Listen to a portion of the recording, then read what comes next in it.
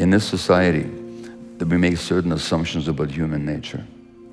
And the assumption that we make is that human nature is competitive and aggressive and selfish and aggressive.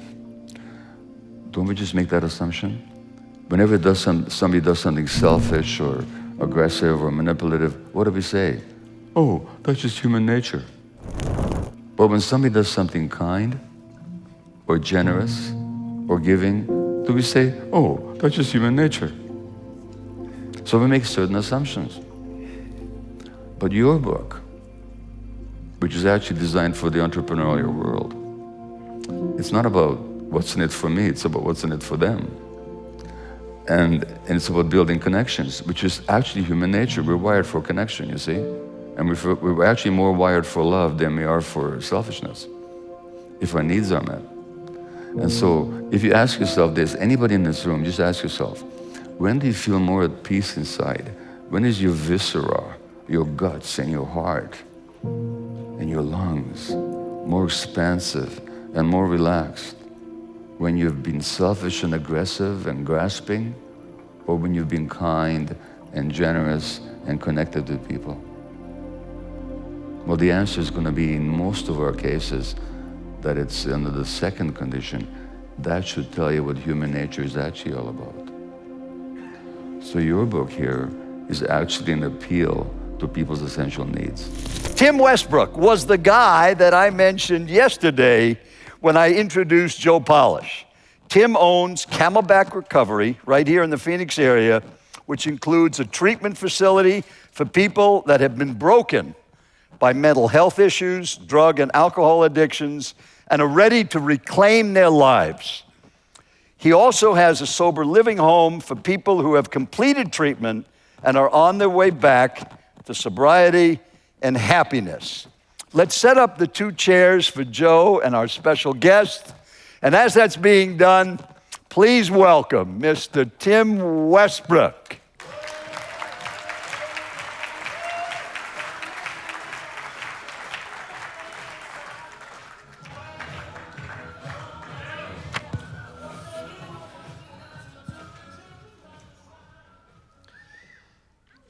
Surrounding you at this Genius Network annual event are entrepreneurs who have come from all over the world.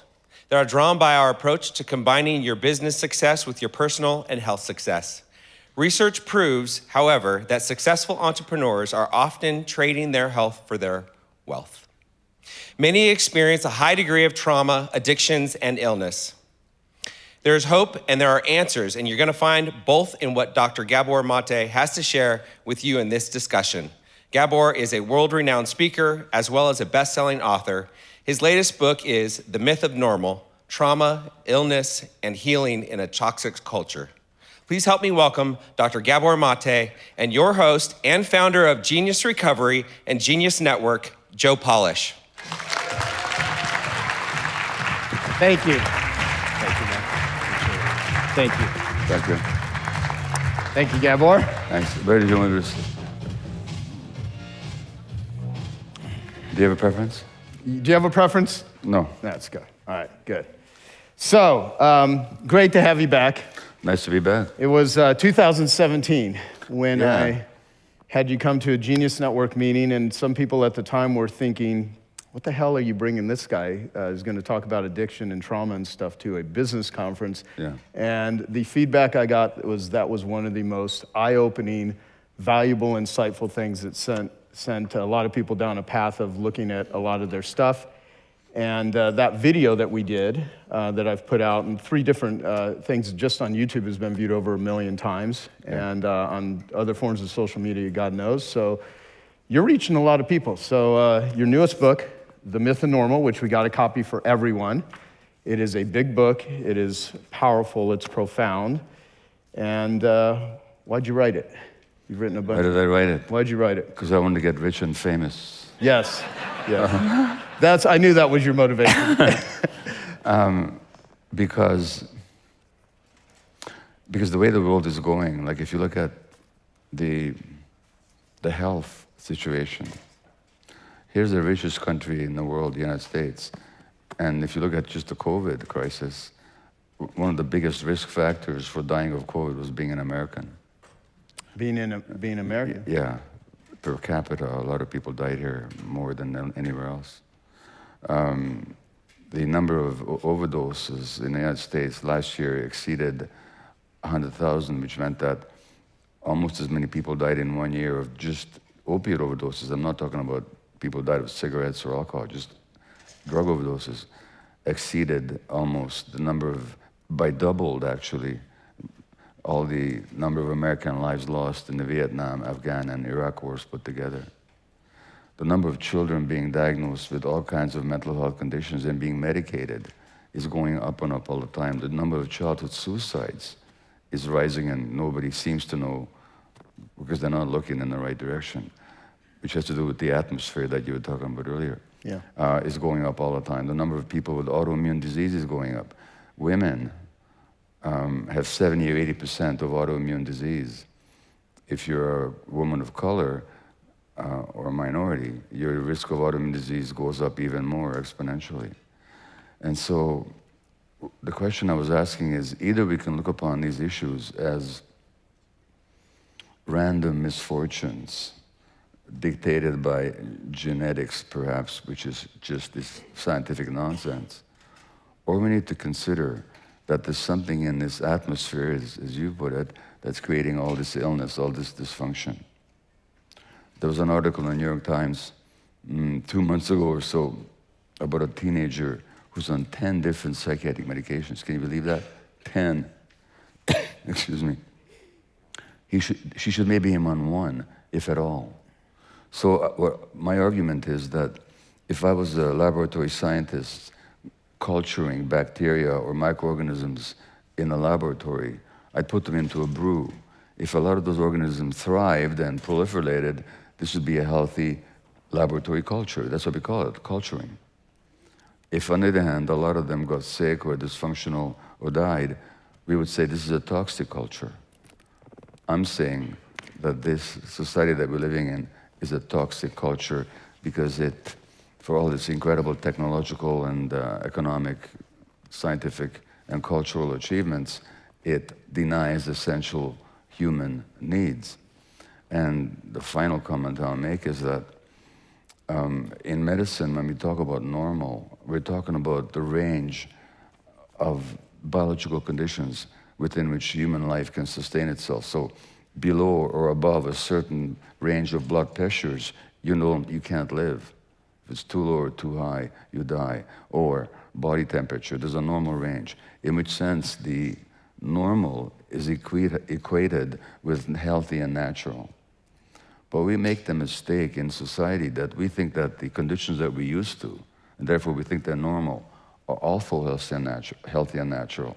No, they're not. They make us sick. And that's what I mean by the myth of normal. So I wanted to bring in all together the individual health issues down to the very cellular level with the social, cultural issues, including the politics, including how we treat each other, including how we feel about ourselves, and to show the interconnection between all of these dynamics.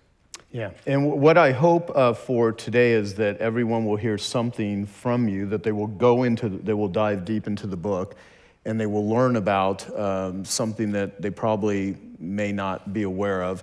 I'm glad that all of the talk on trauma is now in the open, because it hadn't been for a long time.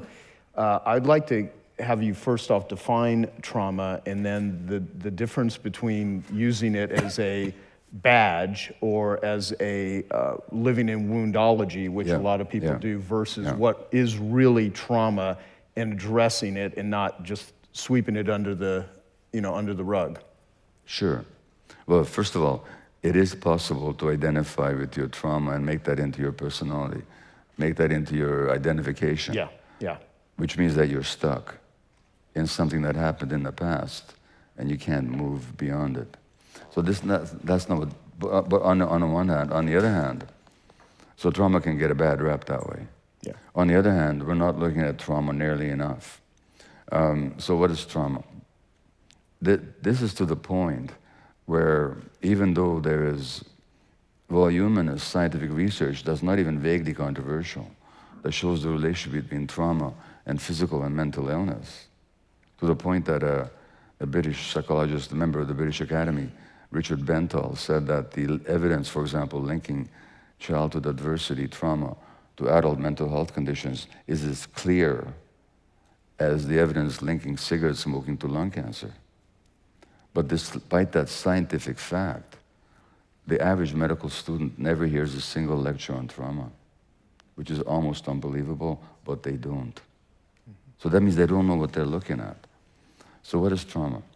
So trauma literally comes from a Greek word for wound or wounding. So trauma is a psychological wound. Trauma is not what happens to you.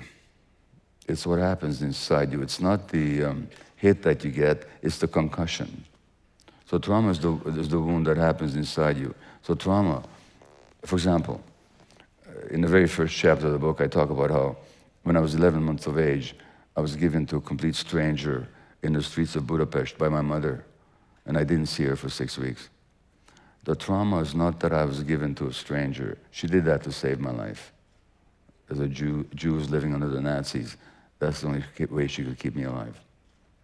So I didn't see her for 5 or 6 weeks. The trauma is not that she gave me to a stranger, and I didn't see her. The trauma is the wound, which is what I made it mean in myself. What did I make it mean? The only thing that an infant can make it mean, which is that I'm not lovable, and that I'm being abandoned and rejected. So that wound can show up 70 years later when something touches it. So a trauma is a wound. It's not what happens to you, it's what happens inside you. And the characteristics of the wound basically are twofold. One, if you touch it, it's very sensitive. That's when you're triggered. And by the way, this word about being triggered, I'm being triggered. Good thing you're being triggered, because it means you get to examine yourself. Because the trigger is only a very small part of the mechanism. Yeah. For the trigger to do its work, there has to be explosive material inside you. Every time you get triggered, you get an opportunity to examine what explosive charge, what ammunition I'm still carrying from childhood that has just been triggered. So trauma, first of all, is, if you touch the wound, it's very sensitive. The other aspect of a wound is that it scars over. And scar tissue, while it's protective, is not live. It doesn't have growth capacity. So people who are traumatized get stuck at certain levels of emotional development. Scar tissue has no nerve endings in it, so you don't feel. So people who are traumatized, to the extent that they're traumatized, they disconnect from their bodies, they disconnect from their feelings, which is not a bad thing, you see. Because if you take an extreme example, a child being abused, you can't run away. The healthy response is to fight back or to run away. But I mean, I know your experience, Joe, and could you have fought or escaped at that time? You couldn't have. So that the protective response is to disconnect from yourself. So that's the trauma, in a sense, represents the organism's automatic defense mechanisms, but then that disconnection from feeling, it creates all kinds of problems later on in life, mental and physical illness. Or when the pain gets too much and you can't bear it, you have no way of dealing with it because you couldn't deal with it as a child, and now you get into addictions to soothe the pain. So trauma disconnects you from yourself, and that's the biggest impact of trauma, which means that now you're no longer leading an authentic life. And everybody in this room is committed to being authentic, and isn't it just a challenge? But why is it just a challenge? Let me ask you a question here. I'm just going to ask for a show of hands. How many of you had the experience of having a strong gut feeling about something, ignoring it, and then being sorry afterwards that you ignore your gut feeling? Just raise your hand. It's always the vast majority. You know what you just told me? The story of your childhood. Because you've never met a one-day-old baby who's disconnected from their gut feelings. So something happens. That something that disconnects us from our gut feelings is the traumatic experience. Now, I define, or at least I describe trauma as having two major categories. There's the big T trauma. Excuse me. This is the last gig on a 7-week speaking tour now, so my voice is rather challenged at the moment. But The big T trauma is when terrible things happen to a child, such as the sexual abuse that Joe endured, such as the separation from a mother that I endured at age 11 months, such as poverty or racism, such as being emotionally abused or neglected, or a parent dying, or a parent being addicted, or a parent being mentally ill, or a rancorous divorce that a child has to live through, violence in the family, a parent being mentally ill. These are the big T traumas. At least these are the big T traumatic events. But there's another way you can hurt people. Don't forget, trauma means a wound. You can wound people in two ways. One is by doing bad things to them, or you can wound children not by doing bad things to them, but by not meeting their needs. Human children have evolved with specific needs. They're not just a blank slate on which you can write anything you want. They have certain emotional needs. As adults, we have certain emotional needs. For the healthy development of the human child, certain conditions have to be met. For example, an attachment relationship with the parents where the child feels absolutely secure, absolutely safe and secure. Rest, which means that the child shouldn't have to work to make their relationship work. He, she, they shouldn't have to be pretty, compliant, smart, any of that stuff. They just have to exist. That's the need of the child. Children have to be given the freedom to experience all their emotions. And our brains are wired for emotions, you see. Our emotional brain developed long before our intellectual brain, and in the individual development of the human infant, the emotional brain develops before the intellectual brain. The emotional brain is the scaffolding for the intellectual brain. When the scaffolding is good, the intellect will serve the proper purposes. When that scaffolding is not good, the intellect can go rogue and be very brilliant and create a lot of evil. So that one of the essential needs of children is to be able to experience all their emotions, which we share with all other mammals, by the way, which include caring or love, fear, panic, grief, playfulness, curiosity, rage, anger. In any parenting, and this is a lot of the parenting advice that parenting experts, so-called, give moms and dads in this society, is that some emotions on the child, part of the child, are acceptable, some are not. And they have to be discouraged and even punished. When you do that, you're forcing the child to make a terrible decision. If I'm myself, I won't be accepted. I won't have the attachment relationship. On the other hand, to have the attachment relationship, I have to suppress aspects of myself. That's why you all put your hands up. Because at some point you learned that in your family of origin, it was safer to belong than to be yourself. And then it becomes a lifelong struggle to get back to who we actually are. So trauma then is this wound that you sustained either because terrible things happened that shouldn't have, which happens to a lot of kids, or because the good things that should have happened did not. Not because their parents didn't love you, not because they didn't do their best, but because they live in a culture that makes it so difficult to be a good parent. Yeah, very good.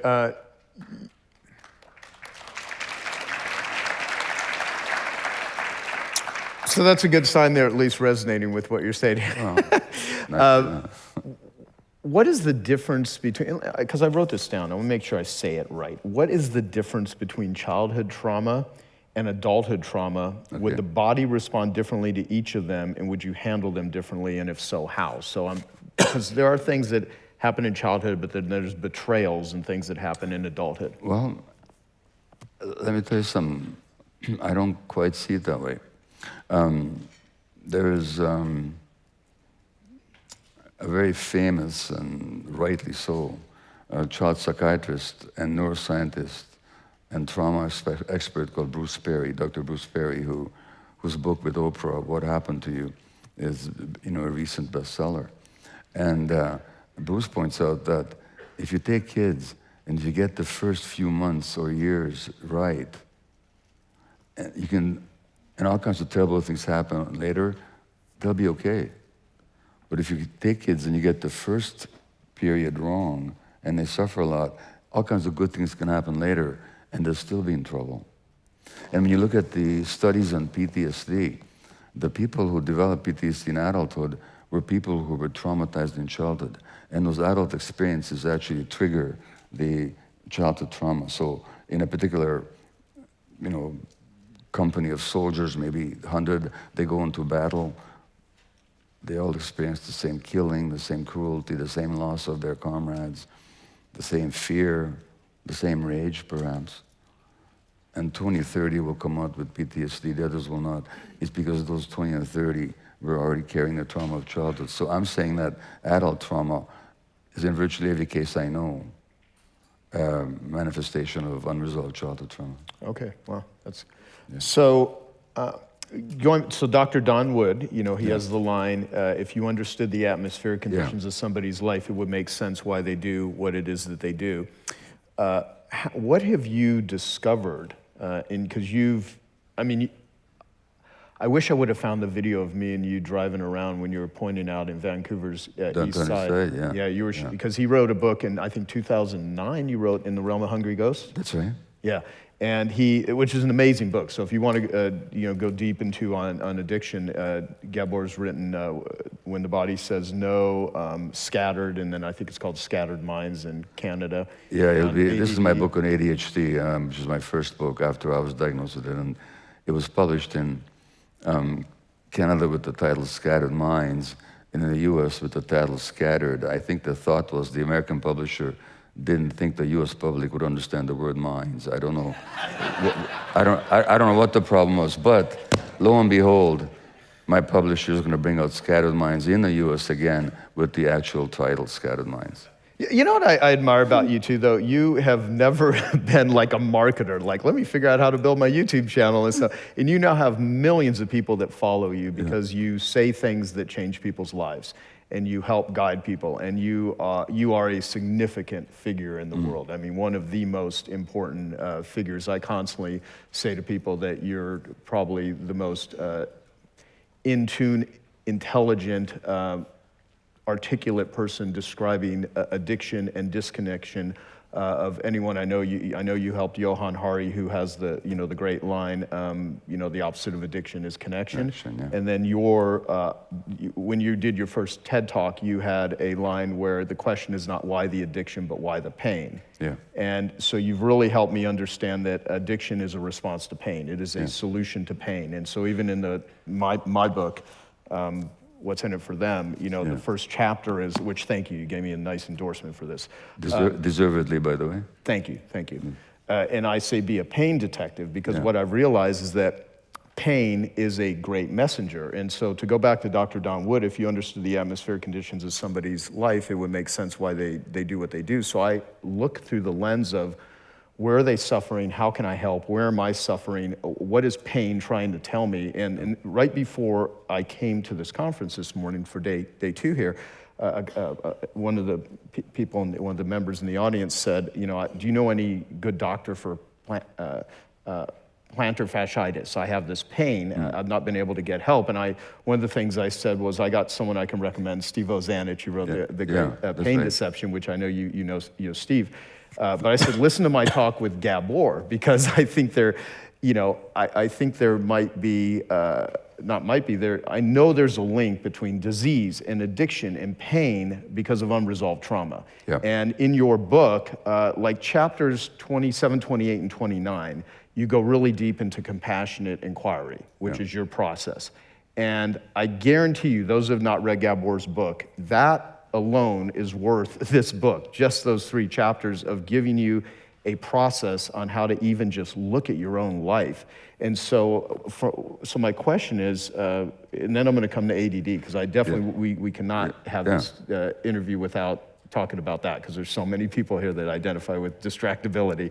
So how does one change the atmospheric conditions of their life in a positive way? Because there's a lot of people running the world right now that are creating the worst shit storms on the planet. And so I just wanted to get your perspective on that. Yeah, so the first thing is to recognize that that there's a problem. Now, a lot of people don't recognize it. They keep trying to run away from it. And one way to run away from recognizing that there's a problem is that you become addicted. So for example, we did this the first time we spoke, but let me do it with this audience, okay? I'll give you a definition of addiction that I don't think is controversial. So an addiction is manifested in any behavior in which a person finds temporary relief or pleasure and therefore craves, but then suffers negative consequences, and they have difficulty giving it up despite the harm. So it's pleasure, relief, therefore craving, short-term, long-term harm, inability to get up. That's what addiction is. I said any behavior. I didn't say drugs. It could include drugs. Of course it does. Cocaine, heroin, crystal meth, nicotine, caffeine, alcohol. But it could also be gambling, the internet, pornography, sex, relationship, work. And in this culture, workaholism is rewarded, like my workaholism was rewarded, shopping, any range of human behaviors. The issue is not the activity, it's the internal relationship. Pleasure, craving, relief, harm, inability to give it up. So I'm going to ask you guys a question here. If, according to that definition, you recognize that sometime or another you had some kind of an addictive pattern in your life, just raise your hand. Okay, again, it's virtually everybody here. Now, the next question I ask is not what's wrong with the addiction, which we know, but what's right about it. What does it give you in the short term? In the short term, what does it give you that you like? Okay, I wonder if a couple of people just raise their hand and then shout out their answer, okay? What does it give you in the short term? Or what did it give you? I'm not going to ask you what you're addicted to or how long or when. Just what did you, when you were in it, temporarily, what does it give you? Anybody? Serenity. Serenity, okay, thank you. Feels good. So a good feeling, pleasure, yeah. Dopamine hit, of course. Which means excitement, yeah. Stimulant. Escape. Escape, thank you. Escape from what? Escape from distress. Escape from emotional pain. Serenity, a sense of aliveness, escape from pain. Are these good things or are they bad things in themselves? The good things, they're the things we all want. They're the things we all deserve, actually. They're all the things we should have had as children, which means that the addiction wasn't your primary problem. Your addiction was an attempt to solve the problem. Therefore, to talk about addiction either as an inherited disease or some kind of a choice that people make, and by the way, there are millions of people in jail in this country because of this social belief that addiction is some kind of a choice for which people should be punished. No, it ain't. It's an attempt to deal with life problems such as emotional pain. And so if you want to understand addiction, you have to look at the atmosphere again, as Don Wood says, that people grew up under and what they're trying to escape from. So first we have to recognize that there's a problem and not run away from it. Secondly, we have to accept compassionately all parts of ourselves, all aspects of ourselves, whether we like them or not. Because all aspects of ourselves, whether we like them or not, they came along for a reason. And if we ask the question compassionately, you might do something that you're not proud of. Excuse me. If you ask yourself the question compassionately, why did I do that? What need was it serving? What was my organism trying to deal with? You'll find the answer. If you ask the question, so you can ask the question two ways. Why did I do that? Or why did you do that? Do you think there's going to be an answer? No, because that's not a question. That's an accusation against somebody else or against the self. And as one of my spiritual teachers says, only when compassion is present will people allow themselves to see the truth. Now, if you ask somebody else, not, why did you do that? But, I know you're a good person trying to do your best. Any idea why you did that? But that's a question. And the same with yourself. If you put to yourself, no, why did I do this? But, I wonder why I did this. That's what a compassionate inquiry is. Yeah. And my belief is that the answers are within all of ourselves. They actually are. And if we are compassionate with each other, which is so much of what you talk about, and if we're compassionate with ourselves, then the answers will emerge. So that's the beginning, is to recognize there's a problem and to be compassionate about examining the sources of that problem.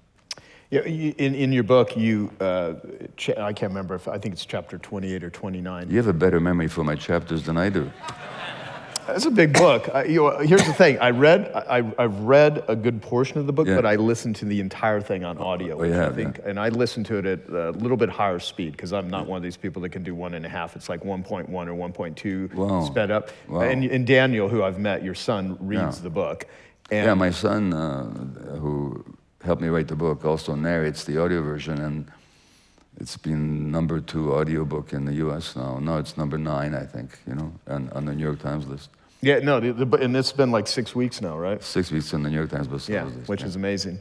And you actually have questions for compassionate inquiry, Yeah. ones that would be so beneficial to so many of the workaholics that are in this room, including myself, is where you go through the process of like, what do you say yes to and you really don't want to say yes to it, or why are you saying no when you really do want to say, because part of, I mean, we have to talk about workaholism because I took a 1-year sabbatical last year. Yes, I know, yeah, I was so proud of you. Yeah, thank you. Yeah. And I'll tell you, I don't think I ever would have done any of this stuff had, me and Gabor in 2015, I think it was in the jungle, we went and I spent a week in the jungle with you doing an ayahuasca, 3 different ayahuasca journeys. And at one point you were like yelling at me, remember that during the process? Was I yelling at you? I'm so Sort of, yeah. but it was, not very compassionate. No, that was, but I still knew you were coming from a really loving place. So, Yeah. That really was the beginning point of me starting to look at just, God, the compulsivity and to unravel so much of this stuff. And the other thing that helped is you helped with, me and Akara Chan started Artists for Addicts. Yeah. And I was asking you about like, how do we utilize artists to be the ones that carry the message to the world, the singers and the actual painters and the sculptors and the writers and the people that are in the arts, because the world admires all of these people and they don't realize how many of these people that are viewed as struggle and suffer the most with these, with addictions and with depression and with anxiety. And so all that was really helpful, but it's expression. I look at work and I look at sex addiction and gambling addiction. It's expression, but it's expression gone in a wrong way. And so work, like you said, there's a subtitle to a book on workaholism, which is the respectable addiction. Mm-hmm. So this room is filled with people that compulsively work and have ADD, and I know that so much of that, it's trauma that they haven't dealt with. And that's why I bring you here, because I want to build a better entrepreneur. Because if you don't have a better entrepreneur, you have destructive people that do awful shit to make money. Yeah. And if you have a caring, giving person, these people change the world and they do amazing things. So let's talk about, I guess, compulsive work. How does one address it? Sure. Well, again, if you address everything from the point of view of what can it teach me and how can I be compassionate about looking at it, the answers will emerge. So, like you, I was a workaholic doctor. Now, the more I was a workaholic doctor, the more the world rewarded me. The more money I made, the more respect I had. So like you say, it's a respectable addiction. What was the downside? I was disconnected from myself. I wasn't available for my children as they were growing up emotionally, because I was identified with the work. And of course, my marriage suffered. And it was hard to recognize that because the work is so rewarding and it turns you on, and you get this dopamine hit from working. What was it all about? Well, when your mother gives you to a stranger when you're 11 months old, what conclusion you're going to come to is that you're not wanted. You can't come to any other conclusion. That's the wound. Not that they gave me to a stranger, but that I conclude that I'm not wanted. Now, if you're not wanted, if you don't think you're important just for existing, as I've said many times before, you know what you do? You go to medical school. Now they're gonna want you all the time. When they're being born, when they're dying, and every minute in between when they're in trouble, they're gonna call you. And every time they call you, it feels so great, you're so important. But it never fulfills, or it never fills the inner emptiness, does it? It's a temporary hit, like with any other addiction. Because something in you says, whether you're aware of it or not, would they still want me if I was giving all the time? So you have to keep proving to yourself. So that hole never gets filled. You have to keep doing it. And so it's completely addictive. Now, the work that you guys do, there's probably 2 levels to it, if I can make a broad generalization. One is, you're really turned on by some project, by some idea that you have, that you want to realize in the world, that you want to give to the world, through which you want to express some aspects of your genuine being. Like for medicine, I really was interested in helping and healing people. That's perfectly good and legitimate. But then there's another underside to it, which is where I have to prove my importance. I have to validate my existence. I have to justify the very fact that I'm here on earth. And I have to keep proving to myself just how good I can be, because I don't believe that I'm good. That's the part that creates the workaholism, not the first part. You can do the work without identifying with it. Now, identification means this. It comes from the Latin word idem, which means the same, and facere, to make. So when you make yourself the same as your work, when your identity is bound up with your work, now you're lost in your work. On the other hand, if you know who you are, or find out who you are, and then you choose to do the work, because that's your calling, and it's what turns you on, it's what allows you to express your creativity, then that's great. And now you're no longer a workaholic. You're just somebody who does great work. So the distinction, again, is the inner relationship to it, and whether or not you identify with it. And if you identify with it, it's always some attempt to salve, without healing, some childhood trauma. Yeah, that's great. So my friend and Genius Network member, Sam Karashi, who did a great live, he's awesome. He's very, he actually, I talked with him because he's gone pretty deep into your book, and I was just looking at things that would be the most valuable for this audience. Yeah, we just did an Instagram together, Sam and I, Yeah, he's great. And he'll watch this, of course. Yeah. He's in where's he at right now? In Saudi Arabia. So this is the question. For a speaker on stage, a leader of a team, or a parent, when would vulnerability compromise credibility? Never. What I often talk about my addiction, and I wonder, I talk about sex addiction. Does it? The answer is never. Because vulnerability, again, it comes from a Latin word, vulnerare, to wound. Here's the reality, people. As human beings, we're all profoundly vulnerable, from conception until death. There's nothing you can do not to be vulnerable. There's things you can do to protect yourself from the awareness of vulnerability, and one of the impacts of trauma is we try to cover up our vulnerability. Mm-hmm. You know, hardened criminals, you know why they become hardened? Because they suffered so much. They try to protect themselves from their vulnerability. If you go into the prisons, and if you deal with some of the most lifers, people who've done terrible things, and if you get to know them, if they open up, this may sound strange to a lot of people, but they're some of the most sweetest, most sensitive people in the world. They had to harden up under conditions that were intolerable when they were growing up. So in terms of when it's vulnerability and negative, no, vulnerability is just owning that we're all people. and that there's nothing unique about me in my woundedness or unique about you in your woundedness. We all share that. And I'm pretty sure you get the same response as I get whenever we share something of our own struggles, something in our own vulnerability. People so appreciate it. Yeah. Because now they don't feel alone. Let me tell you guys a story, and see what you think about it. I want you to imagine this is a real story, a 4-year-old girl who's being bullied by kids in the neighborhood, and she runs into her family home, and she runs to her mother for protection, and the mother says, "There's no room for cowards in this house. There's no room for cowards in this house. No, you get out there and deal with it." Any of you parents here? Are you parents, some of you here?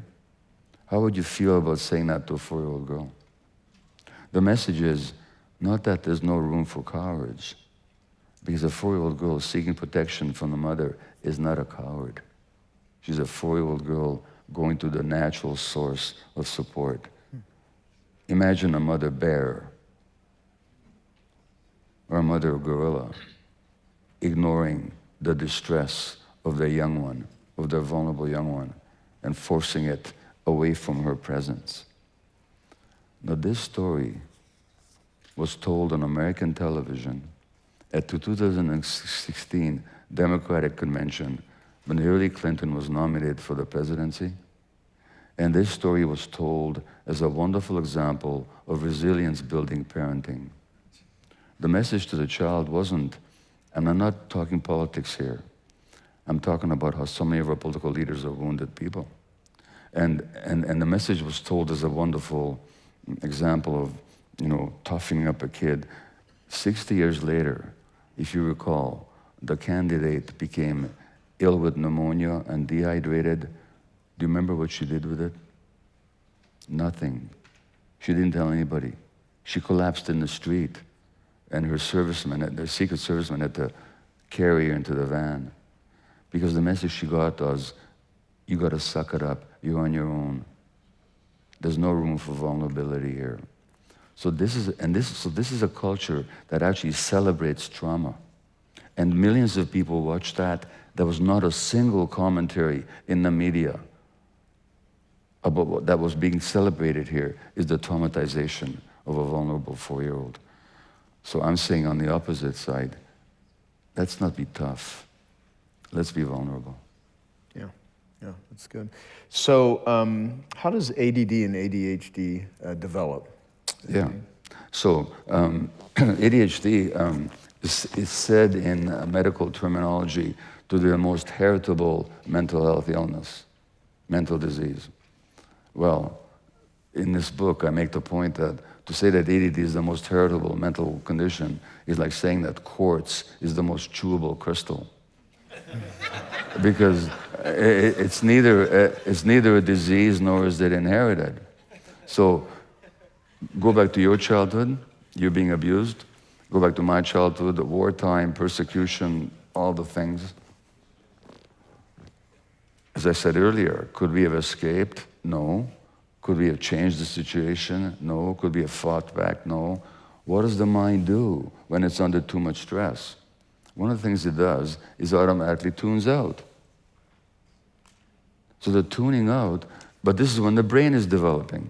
The human brain develops from in utero to adulthood, and already stresses on the mother during pregnancy can affect the brain of the child. So if a mother is very stressed or depressed during pregnancy, that kid is already at risk for ADHD later on. It's got nothing to do with genetics, or very little to do with genetics, let me put it that way. You want a water? So, thank you. So the tuning out is simply one of these natural protections, one of these automatic, wise dynamics on the part of your organism to protect yourself from stress that's too much. Now,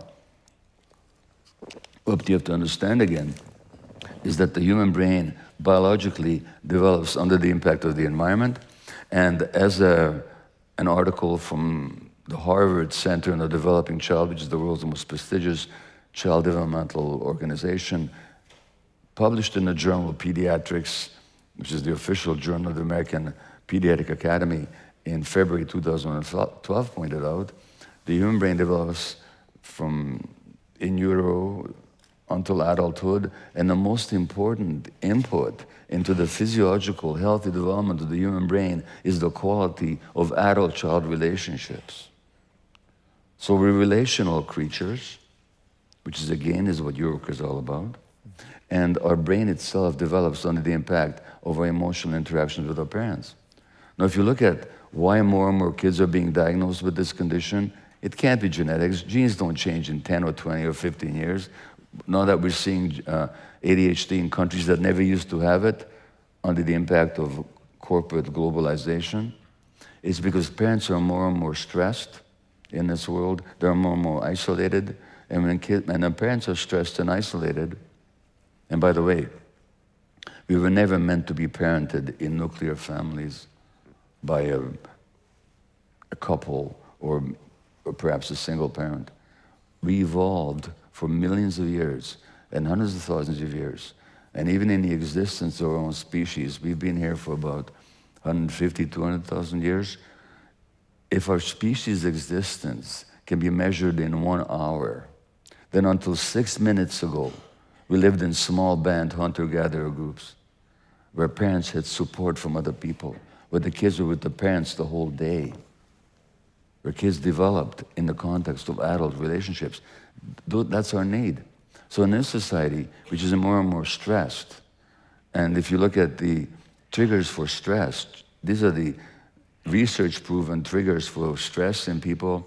It's uncertainty, lack of information, loss of control, and conflict.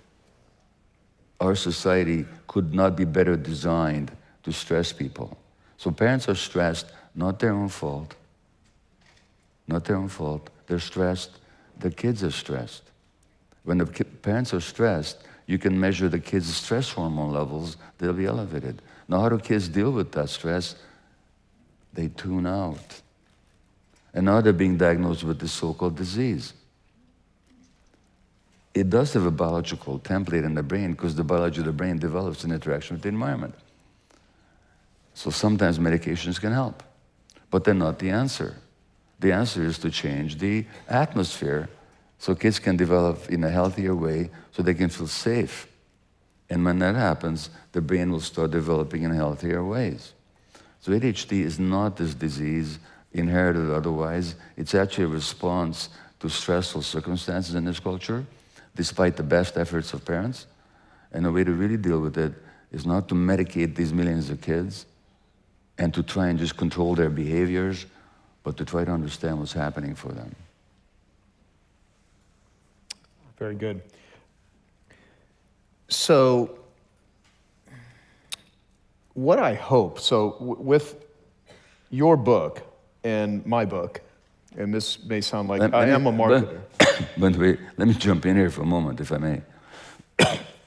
In this society, that we make certain assumptions about human nature. And the assumption that we make is that human nature is competitive and aggressive and selfish and aggressive. Don't we just make that assumption? Whenever somebody does something selfish or aggressive or manipulative, what do we say?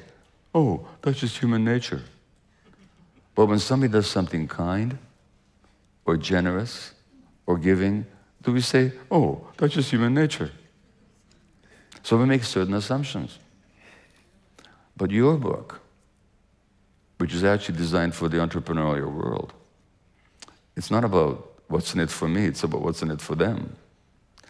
And it's about building connections, which is actually human nature. We're wired for connection, you see? And we're actually more wired for love than we are for selfishness, if our needs are met. And so if you ask yourself this, anybody in this room, just ask yourself, when do you feel more at peace inside? When is your viscera, your guts and your heart and your lungs more expansive and more relaxed? When you've been selfish and aggressive and grasping, or when you've been kind and generous and connected with people? Well, the answer is going to be, in most of our cases, that it's under the second condition. That should tell you what human nature is actually all about. So your book here is actually an appeal to people's essential needs. Thank you. Yeah, and Yeah. see, what I hope is I want to take the givers of the world Yeah. to have them be better, less jaded or not jaded, and better boundaried givers. Yeah. Because if you are a giver, you're going to have takers. You're going to, and I hope it can reach the takers of the world to get them to realize this is probably not the best operating system. And I understand why people become takers, and to a degree, narcissists and sociopaths and psychopaths, and there's a lot of trauma as a result of that for those people. And I think your book is just a course in how to be a more compassionate, caring, connected person. Because what I say is, you know, my book is disguised as a capability book, but it's really a character book. Yeah. And if people develop the capabilities and they develop the compassion, they are going to be more connected givers. But I say, if you're disconnected from yourself, it's really hard to go out and connect with other people. Because how do you develop relationships really authentically if you hate yourself, or if you're disconnected with yourself, or you have all this pain internally and oftentimes externally, and I think both of our books do really well together. They help each other, and because my whole thing is I just believe we can really build a better entrepreneur, and of course my goal with Genius Recovery is to change the global conversation about how people view and treat addicts with compassion instead of judgment, and find the best forms of treatment that have efficacy and share it with the world. So it's an educational platform, and you're one of the best educators in this particular area, so it's always to my interest and my goals to take you and share it with the world as much as we can, because it's important, it's significant. And so, like, I want to ask you this question in front of everyone, just to kind of see your perspective off. I have a VR company called Genius X, and my co-founders are here in the room. And Deanne Adamson, who you know, we've got a course with her on addiction recovery, and I want to do courses on fantasy contamination, and meaning going past the fantasy, where being someone in the VR world, what would happen if you changed the environment. And where this came from is you introduced me to Dr. Bruce Alexander, who wrote The Globalization of Addiction. He's the one that originally did the rat park studies. And one of the things that my co-founders, I said, there's so much tech that is doing destructive things. You know, there's blood sports, there's gaming, there's gambling, there's distractibility, and we don't want people to live in the VR world. What we want is to be able to change the environment, and you can do that immersively and let people experience stuff. I would love to, and I would pay for it with you, just to develop a program with you in virtual reality, because we want to do it right, meaning people immersively. I think we can build a compassionate inquiry process in VR where people can literally hear Gabor talking to them. And I know that sounds crazy. Thank you, Joe. I'm really looking for more things to do in my life. I know. Yeah. You know, that's actually funny. You know what? Is this too narcissistic of me to have socks that say what's in it for that? You know? No, but and by the way, I'm not saying you even need to be involved in it. I just like the whole.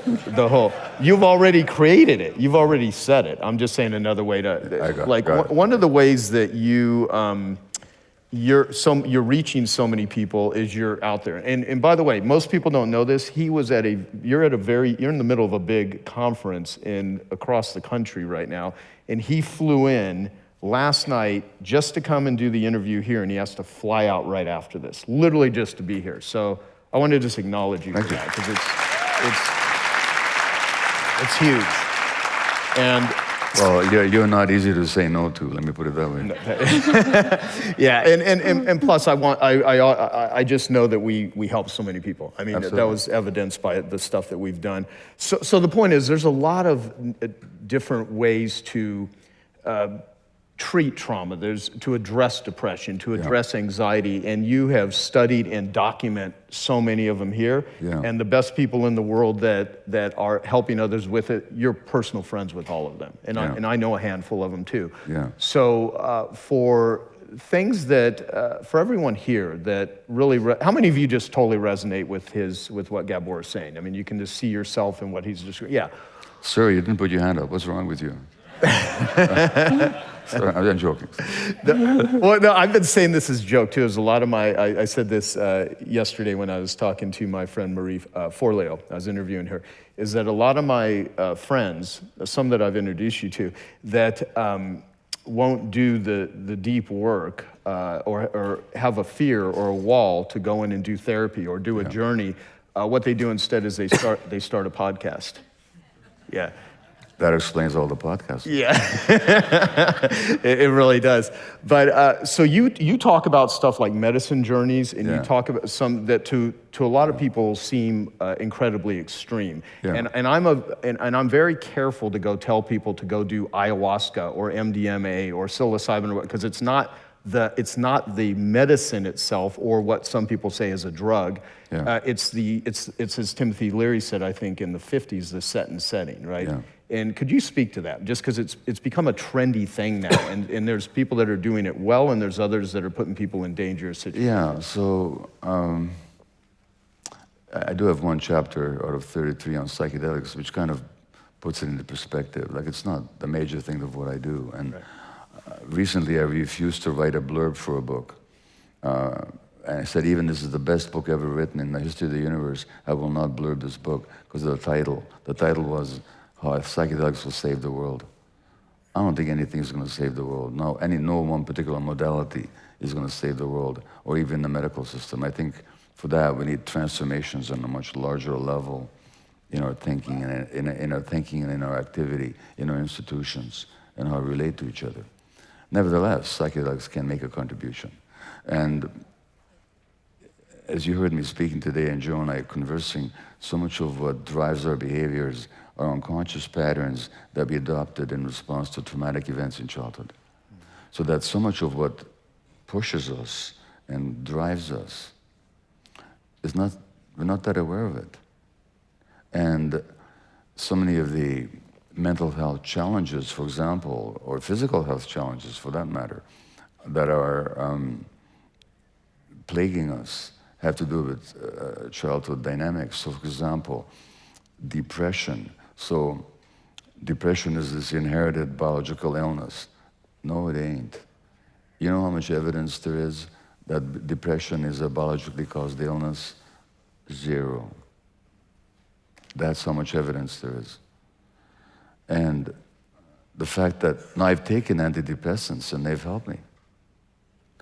But the fact that an antidepressant helped me doesn't prove, like the serotonin, which is the medication, the brain chemical that the antidepressants elevate, like Prozac or Zoloft and so on.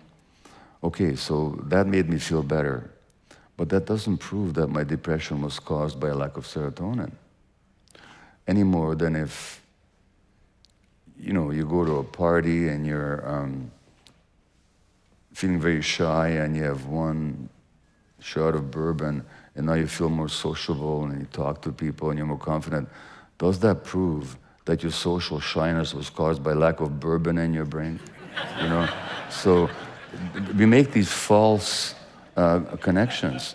Now, if you look at what depression actually is, what does it mean to depress something? It means to push it down. That's what it means. And what do people push down when they're depressed? Their emotions. Do they feel flat? Now, why would somebody push down their emotions? Because in childhood, it was too dangerous for them to experience them. Because their environment rejected them somehow if they experienced their emotions. So they pushed their emotions down in order to belong and to be accepted. And then 30 years later, they're diagnosed with this condition called depression.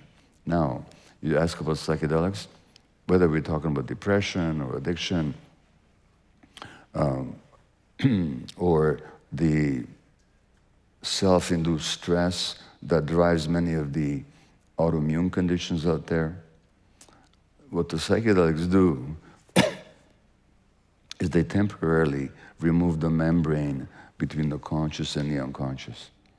And now you get to see all the rage and all the pain, all the fear that you've been carrying inside. But you get to see it in a safe environment, ideally. And by the way, not all environments are safe, and there's a lot of, negative stuff that happens in the psychedelic world. We have to acknowledge that. But in a safe environment with the right guidance, now you get to see what's been driving you no longer as the helpless, isolated child, but as an adult with the capacities of an adult.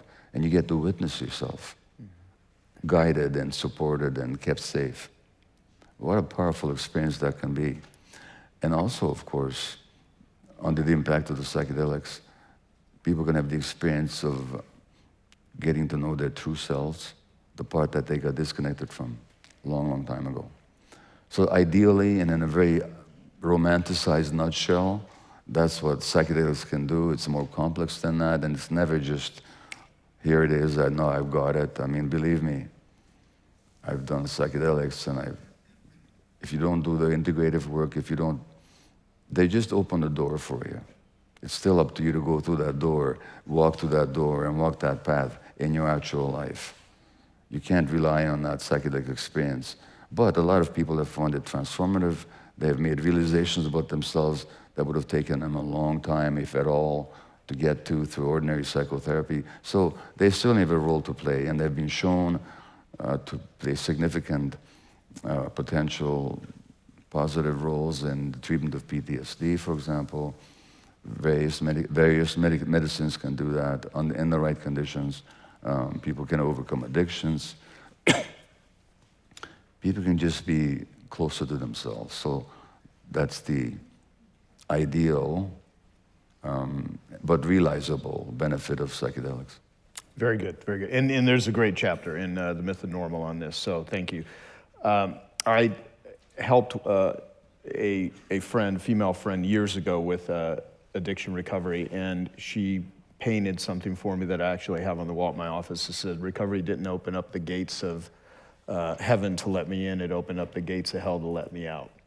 And that's kind of what I think goes along with what you just said about journeys. They present to you some parts of yourself. So in my book, I write about what people want is more woo and less ah. Yeah. And all of the things that people pursue in terms of woo, oftentimes the woo creates a lot of ah. But there are ways to get a lot of woo in a healthy way. So what is your hope, last question I'll have for you, what's your hope for and the vision for the future as a result of this book? What do you hope comes out of this? Well, the best compliment I received by somebody who's read the book was a young man who said, "Thank you, reading the book, I remembered myself." I just want people to get to know themselves and to have a sense of compassion for themselves and their world. And I want them to understand the world that has shaped us and continues to shape us. And I want people to understand that it doesn't have to be this way. We can actually do better if we inform ourselves of the atmosphere, if we get to know our traumas, if we can relate compassionately to ourselves and to others. That was my hope for the book. You know, and what I will say, like I've been doing this whole little riff about, which Dan Sullivan here put me onto, is, you know, there's thought leaders in the world, and then there's result leaders. And result leaders are infinitely more valuable than just people that have thoughts. And you are a true result leader. You have made such an impact. You live the message of my book is what's in it for them, because you're not doing it. I mean, you've put so much effort into helping other people, and I greatly appreciate it. I love you. I love what you're doing in the world, and I just thank you so much for being here. Thank you, Joe. Dr. Gabor Maté. Thank you very much. Yeah.